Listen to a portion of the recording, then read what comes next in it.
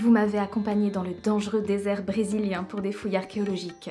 Puis nous avons bravé ensemble une tempête de neige à New York pour aller étudier des objets très étranges venus de contrées lointaines et mystérieuses. Mais aujourd'hui, je vous embarque dans une aventure extraordinaire à seulement quelques centaines de kilomètres de chez vous, dans les entrailles de la plus belle grotte ornée du monde. C'est parti pour un voyage dans le temps à la rencontre des artistes préhistoriques qui ont peint plus de 1000 figures dans l'une des cavités les plus impressionnantes de l'Hexagone. Direction le cœur de l'Ardèche, dans le vallon du Pont d'Arc, pour découvrir la précieuse grotte Chauvet à travers son fac-similé.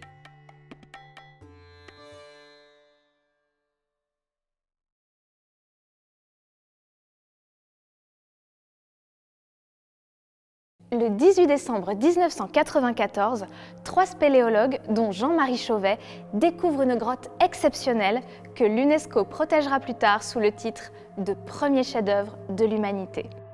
Et le mot n'est pas trop fort pour désigner ces sublimes animaux. Ils ont été représentés grâce à l'utilisation de techniques graphiques délicates, comme l'estompe ou la superposition des lignes pour évoquer le mouvement ou la perspective. Devant le panneau des lions, il nous semble que les félins s'animent. Leur course meurtrière vers un troupeau d'aurochs prend vie juste sous nos yeux. La grande question est, qui a bien pu peindre ces œuvres empreintes d'une telle modernité? Valérie Mollès est docteure en préhistoire et responsable de la médiation culturelle de la grotte Chauvet II. Elle nous en dit plus sur les populations qui ont fait de cette caverne un sanctuaire exceptionnel dont la beauté nous subjugue encore aujourd'hui. C'est la civilisation ou la culture aurignacienne qui s'est en fait développée sur ce qu'on appelle l'Eurasie aujourd'hui et qui s'est étendue dans une période qui va de 43 000 ans à 35 000 ans. On est avec des populations qui ont un mode de vie qu'on appelle chasseurs-collecteurs. Ils sont à la fois chasseurs, ils nomadisent sur un territoire. Attendez une petite seconde, chère Valérie. Vous avez dit quoi? Ils nomadisent sur un territoire. C'est bien ça, ils nomadisent. On entend par là qu'ils sont nomades, quoi. En effet, les chasseurs-collecteurs de la préhistoire n'étaient pas sédentaires. Ils allaient planter leurs tentes dans des lieux différents en fonction des saisons. Leur territoire d'action était assez vaste, ce qui a permis le partage de certains phénomènes culturels sur de longues distances. Mais attention, n'allez pas imaginer que les humains préhistoriques ardéchois faisaient des milliers de kilomètres pour aller rendre visite à leur grand-mère allemande. Non, il faut plutôt envisager des déplacements de proche en proche. Le groupe humain se déplace sur quelques centaines de kilomètres, rencontre un autre groupe humain qui lui-même va se déplacer. Et c'est comme ça que les techniques, les idées et pourquoi pas les mythes peuvent circuler à travers toute l'Europe. Mais pardon, je vous ai coupé. Vous disiez ? Ils sont à la fois chasseurs, ils nomadisent sur un territoire, mais ils vont être aussi collecteurs dans le sens où ils vont faire de la cueillette des végétaux, mais aussi de la pêche. Là, il faut imaginer un climat froid, une faune différente et donc un mode de vie lié à ces climats rigoureux. Le paysage de steppe, parsemé de maigres forêts, est propice aux grands troupeaux d'herbivores. Les humains croisaient des chevaux, rhinocéros, rennes, bisons, mégacéros, mammouths, bouquetins. Mais ils devaient aussi cohabiter avec des carnivores féroces, hyènes, lions, panthères et loups, qui ont inspiré les peintres. Donc on est sur un bestiaire qui représente les animaux puissants, féroces, rapides, ce qui est complètement différent d'une autre période ou d'une autre grotte qui est la plus connue aussi, c'est Lascaux, où on va être plutôt avec des aurochs, des bisons.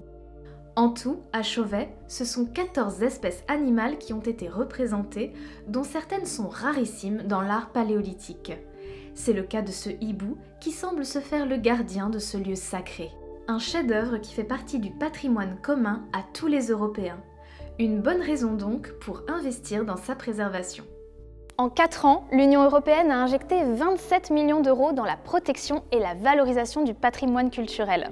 La Commission européenne a même décidé de donner un petit coup de pouce à la grotte Chauvet en finançant la création d'un fac-similé qui permet aux œuvres d'être vues par le grand public. Ici, les plus grands faussaires de l'art préhistorique ont restitué peintures et gravures pour vous proposer une expérience unique.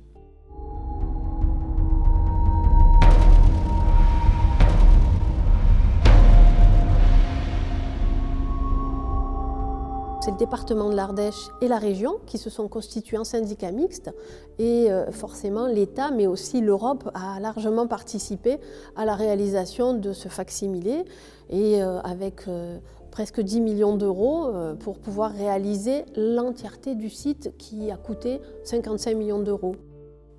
Le complexe Chevet II est tellement réussi qu'il a trouvé sa place dans un parcours culturel très sélect, les chemins de l'art rupestre. C'est sous l'égide du Conseil de l'Europe, c'est de manière à pouvoir plébisciter l'art rupestre. C'est plus de 200 sites qui vont de la Norvège à l'Azerbaïdjan.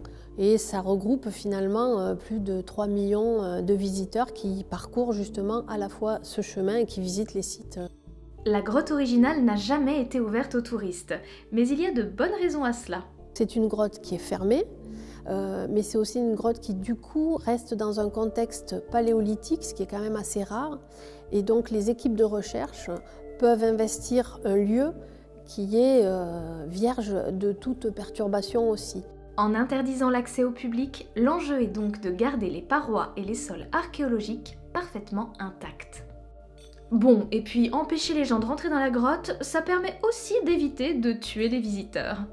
À l'intérieur, il y a des éléments tout à fait naturels aujourd'hui qui s'y trouvent, qui sont le radon et des taux de CO2 importants qui empêcheraient des visites simplement par rapport à des raisons sanitaires. Heureusement, les touristes curieux peuvent maintenant accéder à la réplique, qui est presque aussi vraie que nature. Une armée de scanners a relevé le moindre millimètre carré de la caverne. Nous possédons ainsi un clone numérique de la grotte. Il ne restait plus aux ingénieurs et aux artistes qu'à créer une copie réelle de la cavité pour l'ouvrir aux spectateurs. Mais attention, ce n'est pas parce que c'est une copie que l'émotion n'est pas au rendez-vous. Les artistes contemporains ont tout fait pour retranscrire l'authenticité des traits préhistoriques. Pour peindre, ils ont d'ailleurs choisi les mêmes matériaux que ceux utilisés par les humains de l'époque, de l'ocre et du pin sylvestre calciné pour créer des fusains. Le résultat est stupéfiant et l'entreprise une vraie réussite. La réplique de la grotte Chauvet qui a été réalisée justement pour accueillir tous les publics, c'est mettre ce patrimoine à la portée de tous. Donc effectivement, on accueille aujourd'hui, puisque c'est notre 6e saison que l'on va vivre, 350 000 visiteurs. Forcément, ça génère énormément au niveau économique, faut bien le dire. C'est 150 employés, si vous voulez, en très haute saison, rien que sur le site. Mais à l'époque préhistorique alors, que sait-on réellement de la fréquentation de cette grotte? Eh bien, on a retrouvé des outils, des armes de chasse, des foyers, mais pour autant, la grotte n'était pas réellement habitée. Les séjours en son sein étaient brefs, mais probablement très importants. La grotte Chauvet se niche au creux d'un relief époustouflant, près d'une arche naturelle. Cette géologie remarquable a pu permettre très facilement à des groupes qui ne connaissaient pas la région de savoir où se trouvait cette grotte merveilleuse. Voir la grotte Chauvet être située à proximité de l'arche naturelle emblématique du Sud-Ardèche qui est le Pont d'Arc, c'est pas anodin. Tous les sites d'art rupestre majeurs qui devaient avoir une importance particulière pour ces sociétés sont toujours placés dans des paysages qui sont marqués par un élément géologique spécifique. On pense que ces lieux aussi, qui sont considérés comme des grands sanctuaires, devaient être des lieux de rassemblement. Des rassemblements où l'on discutait d'art et de technologie et où l'on s'échangeait peut-être même des produits et des techniques. Parce que c'est pas parce qu'on est préhistorique qu'on n'a pas compris les bienfaits des valeurs de l'Union européenne. On gagne tous à apprendre dans la fraternité de nos voisins, et ça, c'est connu depuis le Paléolithique. Ce sont ces dynamiques d'échange qui ont permis aux artistes venus de régions différentes de partager des codes graphiques pour la représentation de certains animaux. Entre l'Ardèche française et le Jura souabe de l'actuelle Allemagne, un lien très fort semble s'être tissé. Ça montre quand même une certaine filiation. Certaines sculptures, on pourrait les mettre sur les dessins de félins. On retrouve exactement les mêmes profils, c'est assez étonnant. Ces grottes du Jura souabe sont également inscrites à l'UNESCO, comme la grotte Chauvet. Première sculpture quasiment de l'humanité, et ici, premier dessin de l'humanité. Au-delà des images, des mythes ont-ils pu être échangés lors de ces rassemblements ou lors de la circulation d'objets esthétiques? C'est une possibilité, d'autant plus que certains animaux semblent avoir un statut à part. C'est le cas du célèbre ours des cavernes qui a laissé de nombreuses traces de son passage dans cette cavité. Des bauges, c'est-à-dire des petits nids douillets aménagés à même le sol, des ossements bien sûr, des empreintes de pattes sur le sol, mais pas seulement. Quelques empreintes positives aussi, puisque de temps en temps il a mis ses pattes dans l'argile et il s'est appuyé contre les parois. Donc on a l'impression qu'il a imité l'artiste faisant des mains positives, mais lui il a fait des pattes. Et puis il y a toutes les griffades d'ours sur les parois, des polis d'ours aussi, hein, parce qu'à force de passer pendant des milliers d'années et de frôler les parois, certaines arêtes rocheuses ont complètement été polies, et ça on le retrouve très bien dans la grotte. C'est donc tout naturellement que ces plantigrades charismatiques ont marqué les esprits des artistes, au point d'accéder à un rôle singulier dans la vie de nos ancêtres.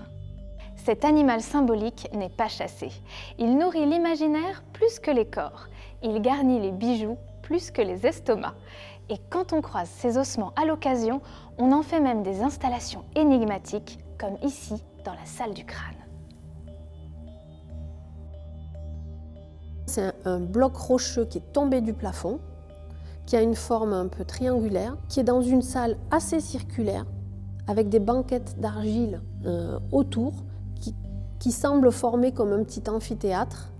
Et ce qui est fou, c'est que sur ce bloc rocheux est posé un crâne d'ours, et autour, plus de 53 crânes d'ours. C'est vraiment un élément anthropique, c'est-à-dire qu'il a été réalisé par la main de l'homme, d'avoir posé ce crâne sur ce bloc.